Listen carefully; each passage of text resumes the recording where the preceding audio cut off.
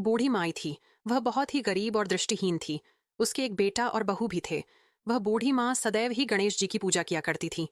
एक दिन गणेश भगवान प्रकट होकर उस बूढ़ी माई से बोले, बूढ़ी माँ, तुम्हें जो चाहिए सो मांग लो। बूढ़ी माँ बोली, मुझसे तो मांगा नहीं जाता, कैसे और क्या मांगू? तब गणेश जी बोले, अपने बेटे और बहू से पूछकर मांग लो। तब बूढ़ी माँ ने अपने बेटे और बहू से कहा, गणेश जी कहते हैं तुम कुछ मांग लो, तो क्या मांगू? बेटे ने कहा, माँ, तू धन मांग ले। बहू से पूछा तो बहू ने कहा, नाती मांग लो। तब बूढ़ी माँ ने सोचा, यह तो अपने अपने मतलब की बात रहे हैं। अतः उस बूढ़ी माँ ने पड़ोसियों से पूछा तो उन्होंने कहा, हे बूढ़ी माँ, तुम थोड़े दिन ही जियोगी, क्यों तुम धन मांगो या नाती मांगो? तुम तो अपनी आंखों की रोशनी मांग लो, जिससे तुम्हारी जिंदगी आराम से कट जाए।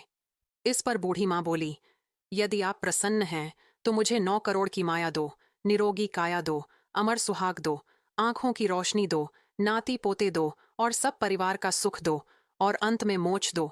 यह सुनकर गणेश जी बोले, हे बूढ़ी माँ, तुमने तो मुझे ठग लिया। फिर भी जो तुमने मांगा है, वचन के अनुसार वह तुम्हें श्रम मिलेगा। और यह कहकर गणेश जी अंतर्ध्यान हो गए।